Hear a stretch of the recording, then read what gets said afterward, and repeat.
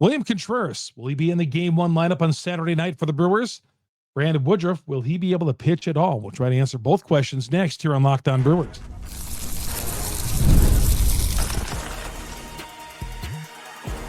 You are Locked On Brewers, your daily Milwaukee Brewers podcast. Part of the Locked On Podcast Network, your team every day. Great to talk to y'all. My name is Chuck Freimund, longtime sportscaster here in the state of Wisconsin, proud host of Locked On Brewers. In fact, at 14 years old, I was there covering the very first Brewers playoff game in 1981. Most people think it was 82 when they went to the World Series. Nope, 81. When they had the strike in the middle of the season, I was 14 years old. That story for a different day. However, coming up on the show, we're going to talk about Brandon Woodruff. Is he going to be available? How about William Contreras? Will he be available? Also, we'll talk to Hunter Baumgard from 97.3 The Game. He's the Brewers insider. He's been at every game this year. He sits two seats down for me in the press box at AmFam Field. We'll get his take on a few things as well as we get into it. And Locked On Brewers is brought to you by FanDuel. Right now, new customers, you bet $5 and you for bet wins. You'll take $300 in bonus bets right to your account, and you'll use it on all across the app, whatever you want to use it on. Live plays, you name it. Download the app today on FanDuel. All right. Brandon Woodruff. The Brewers today, on Tuesday, held a little get-together for the media. We can go in the locker room, talk to Murphy. They had a little inter-squad scrimmage where they pumped in some sound, some organ music and all that, trying to assemble game time. You know, one of those things. The taxi players were there. They were playing against the taxi players. Yeah, I don't know how much was really gotten out of that thing, but yeah, it was just cool to see. The Brewers still playing some baseball in October, right? Well, it's not October yet. Maybe when you see this podcast it is, but it was a beautiful day in Wisconsin. And this is the kind of day that we dream of when we were kids, at least when I was kids.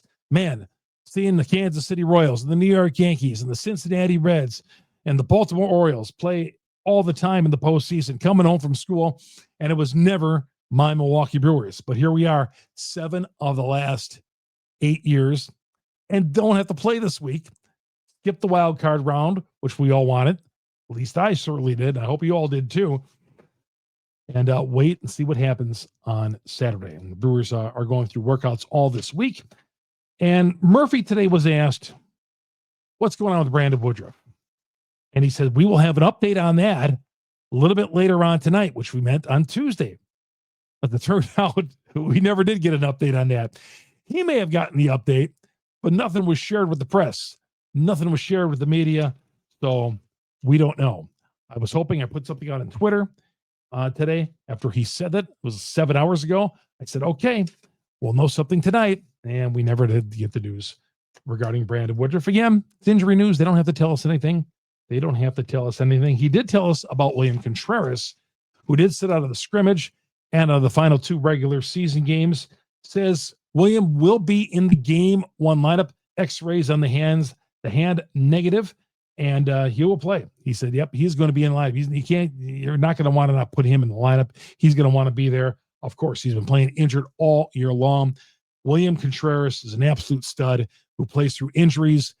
Just the kind of guy, of course, all these guys are like this, but William Contreras never wants to sit out when he probably should sit out of the lineup a couple of times. And it was great that, he did have a couple of days off, but man, the guy, if anybody needs an off season, he needs to go down to somewhere warm in the off season and rest the shoulder, rest the arm, rest the hand, because he's got about 3 injuries going on there. So if there's anybody who needs an offseason, it's Contreras. But he's not going to have that postseason. He's not going to have that offseason till we're done with the postseason. And hopefully that's not going to be for another month. So game 2 on Saturday, it's probably going to be him. Now, who's going to be the game 1 starter? We asked him about Murphy about who the game 1 starter. Said, is Peralta going to be the guy? And Murph gave an answer like, well, it's high probability. That's a pretty good bet. So he wouldn't give us the keys to that either. And he doesn't have to. Why should he? But I think we can guess that Peralta will be the game 1 starter. Contreras, he says, will play. Woodruff, no news yet on Woodruff just yet. And they went through that scrimmage game. It just, we got media access. And nothing hard hitting in the locker room. There was nothing that was. And what can you say to a team that's won 97 games? Okay, you could say, do you feel pressure that you got to win a game, you got to win a series, and all that? Everybody feels pressure in the postseason. There's pressure no matter what in the postseason. Pressure to win. So Brewers don't have any more or less pressure than the New York Yankees, the Boston Red Sox with Crochet on the hill, or the Dodgers, or Padres and Cubs who are playing at Wrigley Field in Game 2 coming up on Wednesday. So speaking of that, the Cubs bullpen did look good. I picked the Padres, but I think maybe I might have to change that. Padres looked like Fernando Tatis wanted no part of that game on Tuesday. You can tell you want no part of it. Machado barely showed up. Okay. And like I've always said, any team that's led by Manny Machado, do not bet on it. When he's your leader, don't bet on it. I was wrong in the Padres. I think the Cubs are going to win that series, and I think they're going to likely sweep that series. They're a minus 115 favorite coming up on Wednesday afternoon. And I know Cubs and Brewers, I don't get it. Some Brewers fans do not want to face the Cubs. Some of you guys are like, man, we do not want to face the Cubs. Oh, the Cubs are terrible, but we don't want to face them. No. Come on, we're competitors out there. Brewers can take down any team.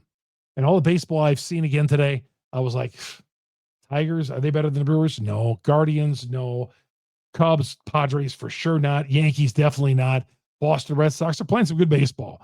I'd hate to face Crochet. He was pretty good. Dodgers got the bats going. The Reds, I don't know. They might be finished in that first round. But a lot of low scoring games in the first round of the playoffs. So we'll see if that continues throughout the week and in the divisional series. Some of you guys have asked if it's going to be a day game or a night game on Saturday. And I will say this. I feel like if the Dodgers, if they go on and win the Reds series, the series of the Reds, which we all think, I feel like they'll put the Dodgers and Phillies on prime time on Saturday night and relegate the Brewers and Cubs to the afternoon on Saturday, whenever that may be. But I feel like just my experience of doing this over the years, and, you know, the networks love the Dodgers, and Philly's a big market as well. Dodgers and Phillies would grab the prime time, and Milwaukee would grab, because game one between the Dodgers and Phillies would be played in Philly anyway. And I feel like the Brewers will be playing. My gut feeling is the Brewers will be playing Saturday afternoon and Monday afternoon. That's what I'm feeling right now. That's what I'm just feeling. I feel like that's going to be the case. Christian Yelich in the leadoff spot. Now, the feeling is that he's protecting the leadoff hitter, in this case, Ortiz. Are we reinventing the wheel here with having Yelich in the leadoff spot? I mean, he was in the leadoff spot last year, right? But he has been just fine in the middle of the order. 29 home runs. Terang should be leading off in this team. I don't want Yelich leading off. All right. 97 wins. And I feel like managers do this. NFL coaches do it when they get to the postseason. They reinvent the wheel. 97 wins. We don't have to be putting Yelich in the leadoff spot now. Keep the lineup like it is. Keep the lineup as it is. All right, we come back. Hunter Baumgard, we'll ask him about the first base spot. If Hoskins is going to be on the postseason roster, sounds like 14 pitchers and 12 position players. Looks like to be, 14 position players and 12 pitchers. Did I say that right the first time? 14 position players, 12 pitchers for the NLDS. Obviously, you could change it from round to round. The Brewers did have Eric Freddy clear waivers. They stuck him down at AAA. And if there's an injury that happens, if they need somehow Eric Freddy, he's able to join a postseason roster. So that's all the notes from the media availability and the Tuesday. They had off Monday, came back Tuesday, and they'll have a few more workouts and so on, and that'll be it. Okay, and by the way, I think Freddy Peralta will pitch game one. I think it's a pretty safe bet that Freddy Peralta is going to pitch game one.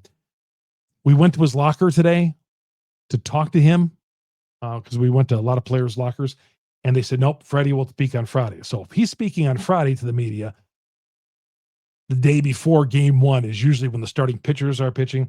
And I think it's no surprise, even though Murph is trying to throw us a curve there, that it's a pretty good bet that Peralta might start. Yes, Peralta will, in my opinion, will definitely start game one. All right, Hunter Baumgard joins us next. We'll throw some things around with him here on Locked On Brewers.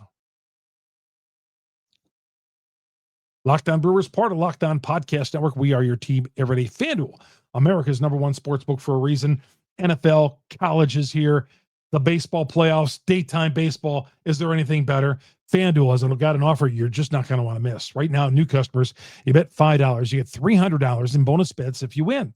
That's right. You pick a bet, put down $5. If it hits, you unlock $300 in bonus bets right into your account. Live betting, tennis, whatever you want to use it on. FanDuel. So many things. You want to do a parlay? Go ahead. You want to do a teaser? Go ahead. It's all yours. Have at it. But you're going to get the $300 to do as you choose after you win that first $5 bet. So what are you waiting for? Visit FanDuel.com. Download the FanDuel app today. All the sports are going on, right? There's even some exhibition hockey going on. Download the FanDuel app. Visit FanDuel.com. Download it. Get started. Again, bet $5. You get $300 in bonus bets with FanDuel. FanDuel is America's #1 sportsbook. It is great to bring in an old friend and Milwaukee Brewers insider for 97.3 The Game. You see him, hear him on the post-game show. Hunter Baumgard joining us right now. HB, appreciate you coming on. Thank you. You bet. Absolutely. Always happy to join you. It's been a busy couple of weeks. Heard you're going on the road too. Might be, possibly. I think it's, this team has been so fun. There's been so many memories that this team has made throughout the regular season that I have a good feeling this is going to continue into the postseason. But we'll see. The postseason is a brand new season. That's what makes it wild. It is. While we're at it, what is your favorite moment from the 162 so far? Oh, man, it's so hard to pick one. I've been asking that to everybody recently and not thinking of my own answer. I think, oh, man, there's seeing the young guys have so many moments throughout the year. I mean, Durbin. So many. Yeah, Durbin has had, as many walk-offs as pretty much anybody in baseball this year. Obviously, the Isaac Collins home run against the Mets sticks out. That's mine. Yep. Yeah, I mean, It's hard to not pick that one. And then, as well, that 8-1 comeback, that might be number one, to come back from 8-1 and then also set the franchise record, the following night. So, yeah, what a season. I mean, 97 to get the franchise record and then do it with so many special stories along the way. Yeah, the Monasterio's home run the next night. Right. After coming back from the 8-1 deficit in Cincinnati. Yep. Monasterio, and then that Sunday, they did come back with the Contreras home run at the top of the ninth inning, ended up losing it. But right. Let's start there. I think the critics will look and they'll say, well, since that 14-game winning streak, Hunter, the Brewers haven't done much. I think they're 18-21 or something like that.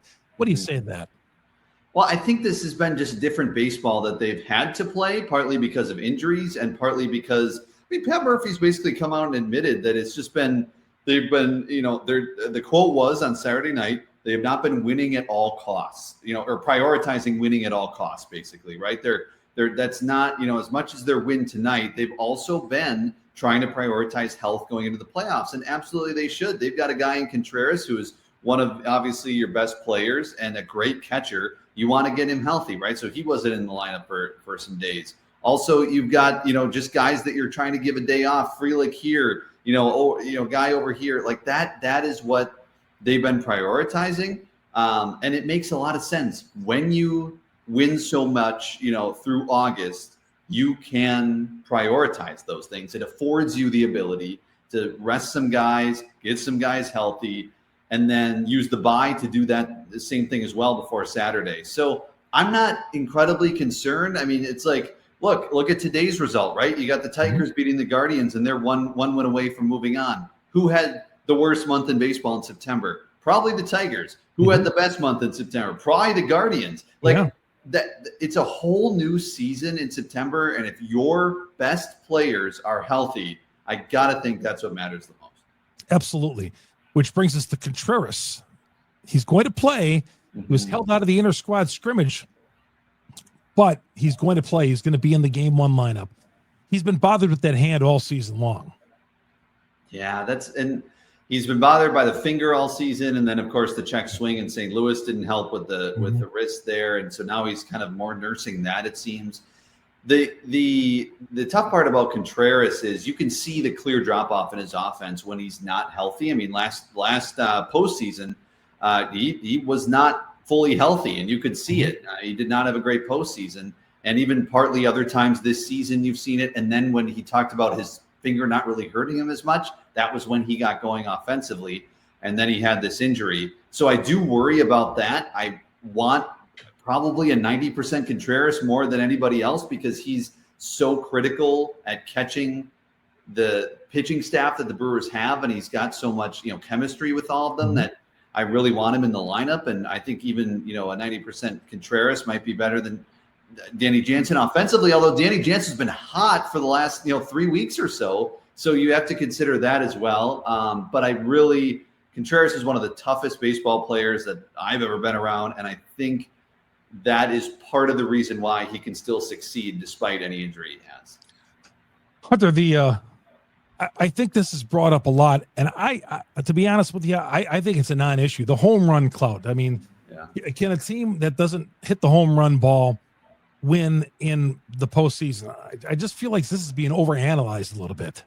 Oh, for sure. Because that's when people try to pick a weakness in the 97 win Brewers, that's probably what they look towards first. And then they say, oh, let's go look at the numbers from previous postseasons. And a lot of that says that, teams who hit home runs win. Well, yeah, because they're scoring runs. I mean, there's part of that too, where yes, home runs are big, but also scoring runs the Brewers way also is big. So, it just is, look at the games, low scoring games throughout baseball. So I just think, especially in the playoffs, this first day, we've seen a lot of low scoring games. That's how it's going to be. So get them on, get them over, get them in can definitely work. Now, also a big home run, a 3-run home run, a grand slam can change the game. And the Brewers can do that too, as they have all season. So I think it's more so when you look at this team as a whole, their batting average is, I believe, second in baseball at the end of the regular season. That is really good. That's exactly what you want going into the postseason as far as your lineup goes. So I think I'm not going to totally dismiss that argument because home runs clearly impact the postseason, but the Brewers are so good at doing it the other way that I think it can cancel it out for the most part. Nobody talks about the great defense. I mean, we do, because we see the team every day. The great defense, going deep in the pitch counts. Right. Terang kind of talked about that today in front of his locker, and Frelick did as well. I mean, going and playing smart baseball. I think something has to be said with the high baseball Q and I've been talking about this all summer, Hunter, about how smart these guys play. I think that overcomes, and a team like Milwaukee's got to play that way. Oh, for sure. Absolutely. I mean, they've built this team on speed, on pitching and defense mostly, because that's what they prioritize over everything. That's why I wouldn't be surprised if you see a Blake Perkins more than you would maybe expect in the postseason, because that guy's defense is as good as anybody. And again, they prioritize that.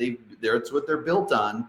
And then they hope that their guys obviously come through on the offensive side. Not that they don't work on the offense, but it's more so that pitching and defense is top notch. And they've got platinum glove winner. They've got gold glove winners. That is why that defense, and it's worked. And I see it continuing to work. It's funny, Hunter, I was on a national show the other day, this past weekend, and they asked me, do I think the Brewers can make it to the World Series? And they were stunned. They won 97 games. And obviously these guys don't watch it every day, and like us Brewer fans and us guys covering the team. But I mean, why is it so stunning to pick the Brewers to go to the World Series? I saw in Vegas odds, they're third in the National League behind the Phillies and Dodgers. Brewers don't have to take a backseat to anybody. Well, Murph brought that up today. Now even we got the best record in baseball. We set the franchise record, and we're still not, up there in the odds. And just look, but that's what this team has thrived on all season long. It's a team made up of underdogs. I mean, you look at, Isaac Collins and Caleb Durbin and Sal Frelick, and the list goes on of guys that are underdogs themselves. And then when you have a full team of that, combined with the national attention and what they usually say and counting the Brewers out, that forms a hungry team. And so I absolutely see, that's what they're a hungry team. They're an underdog, and they clearly will continue to be despite having the best record in ball. And I said this, you take the Brewers lightly, you commit a couple of errors, you walk the leadoff hitter, and they will make you pay. Absolutely. Everybody could keep on taking these people lightly. The local 9 here lightly. We'll just sit back and enjoy this postseason. And I'm sure some of it has to do with the past playoff performances have not been great in the postseason for the Brewers. Yeah, but at some point that's going to end, and I do truly believe that. I hope so. I do truly believe that. I mean, I do. I think this team is so solid up and down that I'm confident this team can perform well in the postseason. Hunter, hang on 1 second. Going to go to a quick commercial break and come right back. Hunter Baumgard, our friend from 97.3 The Game, covers the Milwaukee Brewers, the Brewers insider for 97.3 The Game. We're coming right back. We're going to ask him Yelich in the leadoff spot. We're going to see that on Saturday night. And who? The $1 million question. That Game 3 starter. We'll get to that next here on Locked On Brewers. Locked On Brewers, part of Locked On Podcast Network. We are your team every day. This episode is brought to you in part by Nutrafol. You look at all the ads that are on TV and you see the ads about hair growth products. You probably seen a million ads for hair growth products and thought, man, does that stuff actually works? But Nutrafol, the number one dermatologist recommended hair growth supplement brand. Yeah, you seen it posted on some of the at some of the stadiums today on TV. In the bullpen, the Yankee game today, Nutrafol, the number one dermatologist recommended hair growth, the official hair growth partner of Major League Baseball. And here's the thing about Nutrafol. For a limited time, they're offering listeners $10 off your first month subscription, free shipping when you go to Nutrafol.com and you enter the promo code LOCKEDONMLB. Find out what America's talking about with Nutrafol. Nutrafol.com,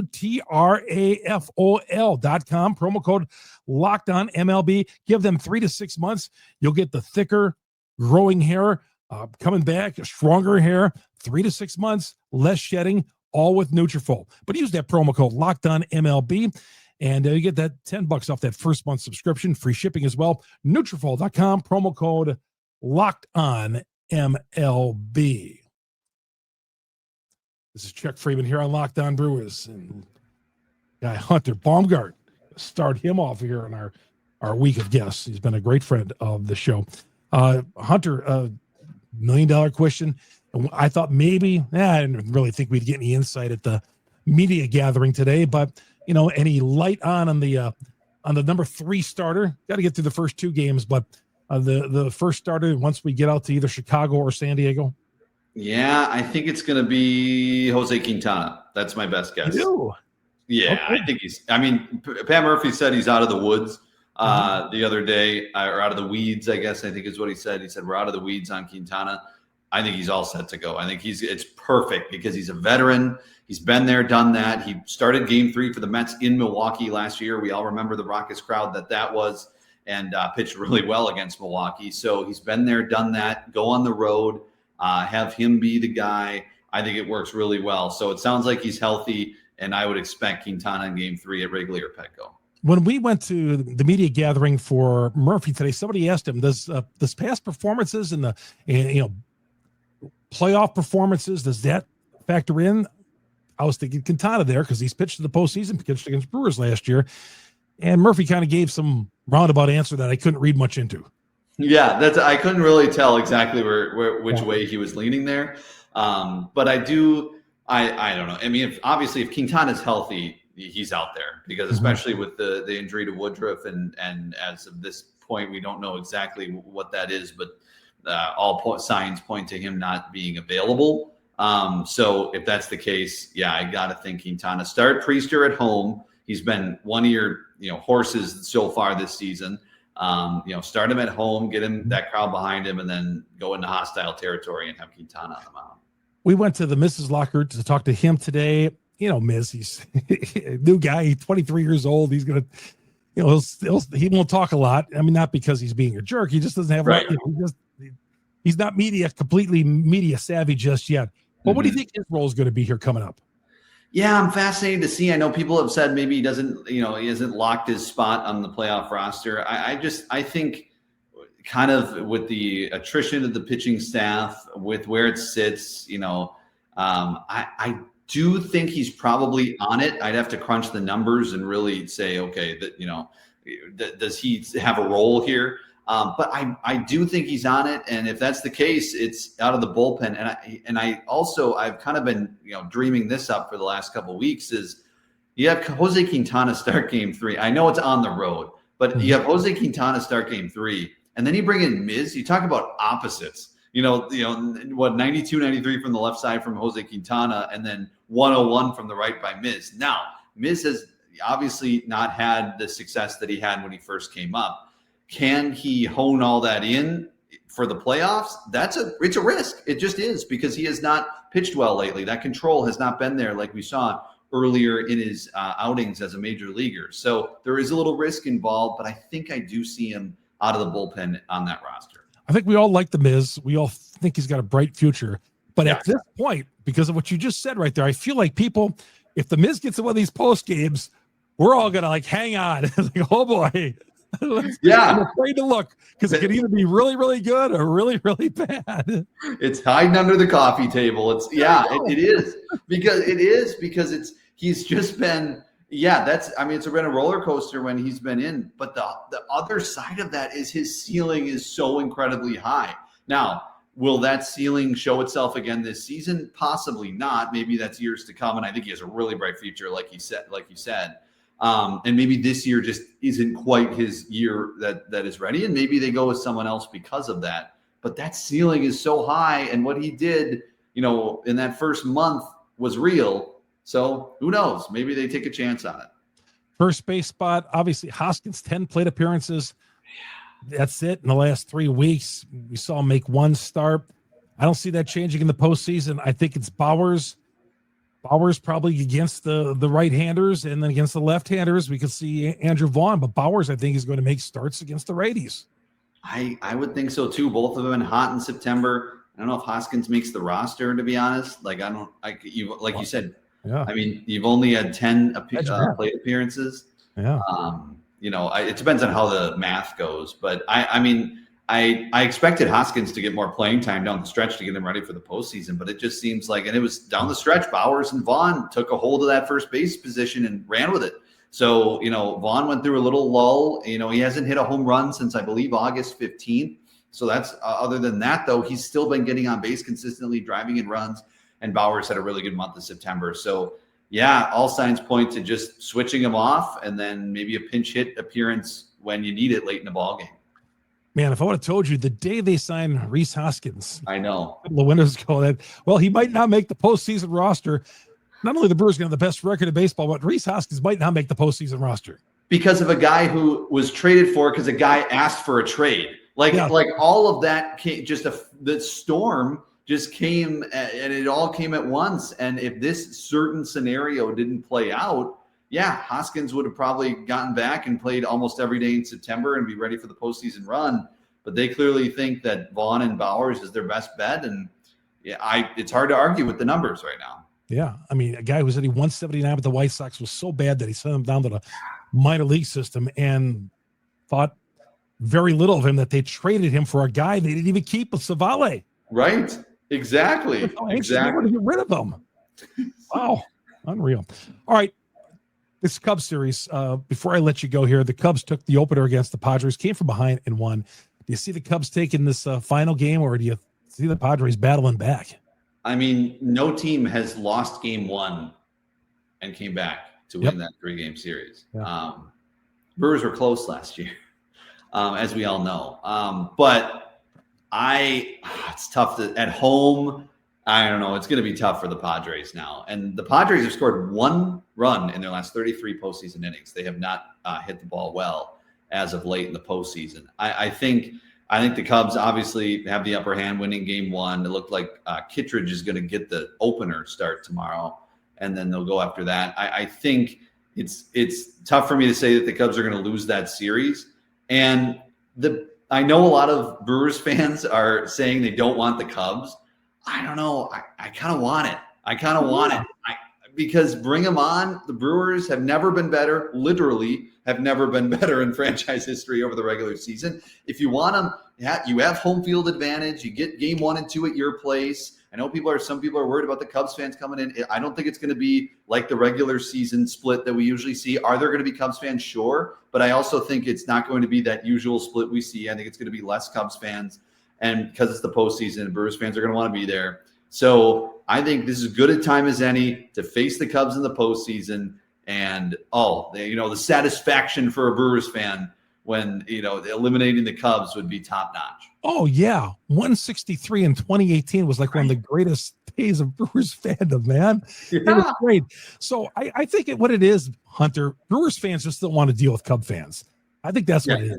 And they don't want to lose to them. The other sentiment is, oh my gosh, can you imagine? When I talk about people, and I tell people, yeah, I kind of want the Cubs to win this series, so we get a Brewers Cubs, and they're like, can you imagine if we lose to them? I'm like, can you imagine if we win? Like, come on now. That's the way I look at it. Yeah. Yes, absolutely. Hunter, you did great stuff all year long, and I'm sure it's going to be going into the postseason as well. We're going to have a deep run here. Yes. Looking forward to your coverage on 97.3 The Game. You, Tim, Pipe Bomb, do great jobs. Gas in there as well. Good stuff. And we'll talk to you soon, my friend. We'll see you at the ballpark. We'll see you this weekend.